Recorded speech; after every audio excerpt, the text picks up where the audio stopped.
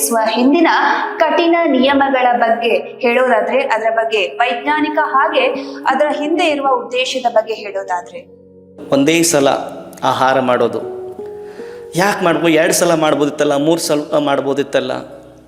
ಯಾಕಂದರೆ ದಿಗಂಬರ ಮುನಿಗಳು ಒಂದೇ ಸಲ ಏಕಸ್ಥಿತಿ ಭುಕ್ತಿ ಅಂತ ಹೇಳ್ತಾರೆ. ಒಂದೇ ಸಲ ಆಹಾರ ಮಾಡಬೇಕು.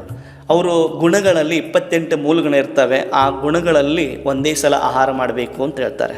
ಅದು ಕೂಡ ಕುಳಿತುಕೊಂಡಲ್ಲ, ತಟ್ಟೆದಲ್ಲೆಲ್ಲ, ಎಲ್ಲಿ ಡೈನಿಂಗ್ ಟೇಬಲ್ ಮೇಲೆ ಕುಳಿತುಕೊಂಡದಲ್ಲ, ಅವರು ನಿಂತು ಆಹಾರ ಮಾಡುತ್ತಾರೆ ಮತ್ತು ಕೈಯಲ್ಲಿ ಆಹಾರ ಮಾಡ್ತಾರೆ. ಅವ್ರ ಕೈಯೇ ಪಾತ್ರೆ ಆಗಿರ್ತದೆ. ಆ ಪಾತ್ರೆಗಳಿಂದ ಅವರು ಆಹಾರನ ಸ್ವೀಕಾರ ಮಾಡೋದಿಲ್ಲ, ಕೈಯಲ್ಲಿ ತೊಗೊತಾರೆ. ಯಾಕೆ ತೊಗೊತಾರೆ ಅಂದರೆ ಅವರ ಚರ್ಯನ ಹಾಗಿರ್ತದೆ, ದಿಗಂಬರ ಮೂಲಗುಣನ ಹಾಗಿರ್ತದೆ. ಎದ್ದು ನಿಂತು ಅವರು ನಿಂತೇ ಮಾಡಬೇಕು, ಒಂದೇ ಸಲ ಆಹಾರ ಮಾಡಬೇಕು. ಮತ್ತು ಅವರು ಆಹಾರ ಮಾಡೋದು ಪ್ರಕ್ರಿಯೆ ಅಂದರೆ ಹಂಗೆ ನೀವು ಏನು ಮಾಡಿರ್ತಾರಲ್ಲ ಹಂಗೆ ಮನೆಯಲ್ಲಿ ತಂದು ಕೊಡೋದಲ್ಲ. ಅದು ಕೂಡ ಮಡಿಯಿಂದ ಶುದ್ಧಿದಿಂದ ಆಹಾರ ಕೊಡಬೇಕು. ಶುದ್ಧಿ ಅಂದರೆ ಹೇಗೆ? ಅಲ್ಲಿ ನಾವು ಮಡಿಯಿಂದ ಎಲ್ಲಿ ಬೇಕಲ್ಲಿ ತೊಗೊಂಬಂದು ಆಹಾರ ಮಾಡೋದಿಲ್ಲ. ಮನೆಯಿಂದ ತಯಾರು ಮಾಡಿದ್ದು, ನಿನ್ನೆ ರಾತ್ರಿ ಮಾಡಿದ್ದು, ಅವತ್ತು ಮಾಡಿದ್ದನ್ನು ತಂದು ನಡೆಯೋದಿಲ್ಲ.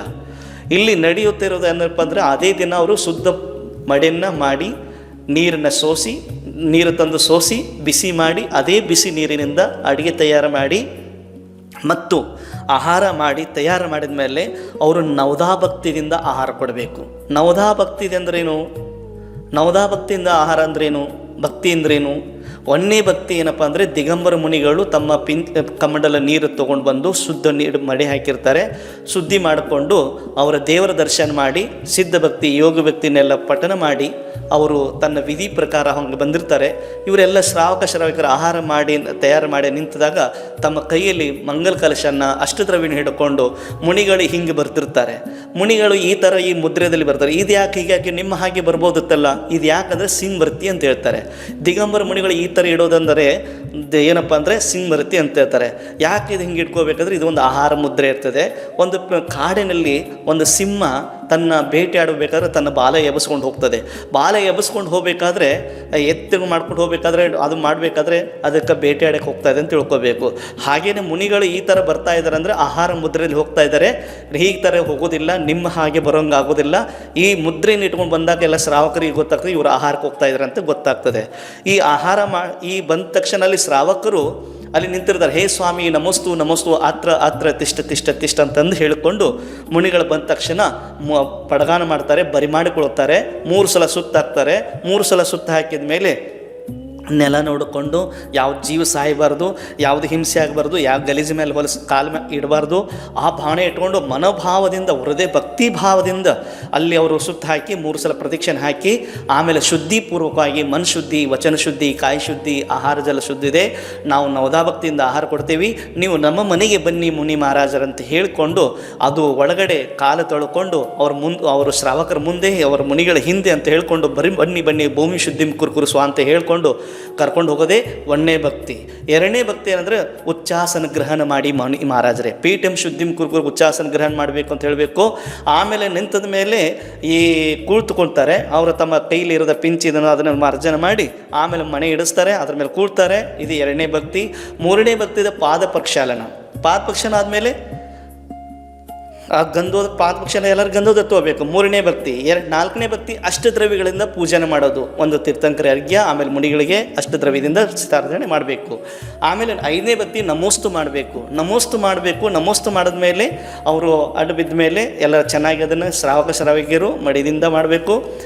ಆಮೇಲೆ 6ನೇದು ಭಕ್ತಿ ಮನಶುದ್ಧಿ. ಮನಸ್ಸದಲ್ಲಿ ಯಾವ ವಿಕಾರ ಇರಬಾರ್ದು. ಮನಸ್ಸು ಚಿತ್ತು ಹರ್ಷೋಲ್ಲಾಸ, ನನ್ನ ಭಾಗ್ಯ ಇದೆ, ಇವತ್ತು ನನಗೆ ದಿಗಂಬರ ಮುನಿಗಳಿಗೆ ಒಂದು ಆಹಾರ ಕೊಡೋಂಥ ಭಾಗ್ಯ ಸಿಕ್ಕಿದೆ ನನಗಂತಂದು ಆ ಭಾವನೆ ಮಾಡಿಕೊಂಡು ಆಹಾರ ಕೊಡಬೇಕು.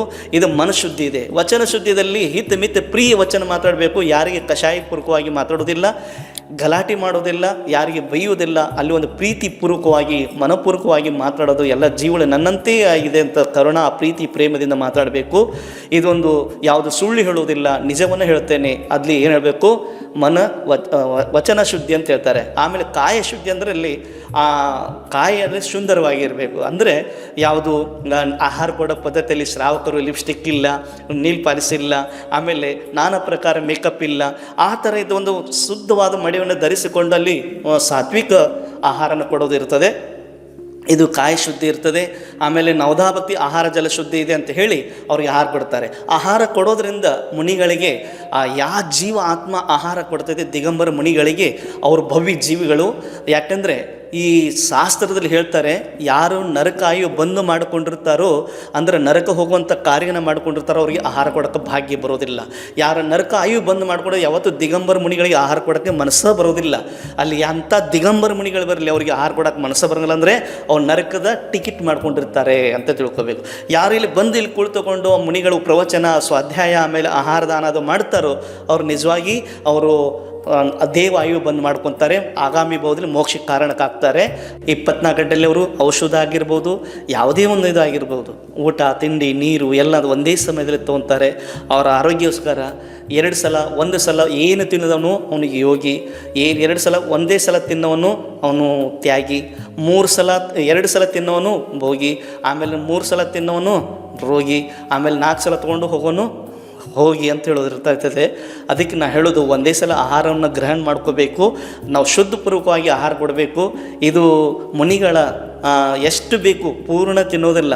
ಅಂಥ ಬಹಿರಂಗ ತಪ್ಪುಗಳು ಅನಸನ್ ಉಣೋದರ ರಸಪರ್ತ್ಯಾಗ ವೃತ್ತಿಪರ ಸಂಖ್ಯಾನ ವ್ಯಕ್ತಿಸೈನಿಕ ಕಾಯಿಗ್ಲಾಶ ಅಂತ ಹೇಳ್ತಾರೆ.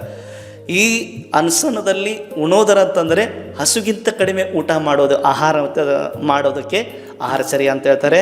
ಇದರಲ್ಲಿ ವೈಜ್ಞಾನಿಕ ಏನು ಹೇಳ್ತೈತೆ ಅಂದರೆ, ಆರೋಗ್ಯ ಚೆನ್ನಾಗಿ ಮನಸ್ಸು ಏಕಾಗ್ರತೆ ಆಗಬೇಕಾದ್ರೆ ಸ್ವಲ್ಪ ಪ್ರಮಾಣದಲ್ಲಿ ಆಹಾರ ಮಾಡು, ಎದ್ದಿನಿದ್ದೆ ತಿನ್ನು. ಆಹಾರವನ್ನು ಈ ದಿಗಂಬರ ಚರ್ಯ ಇರ್ತದೆ.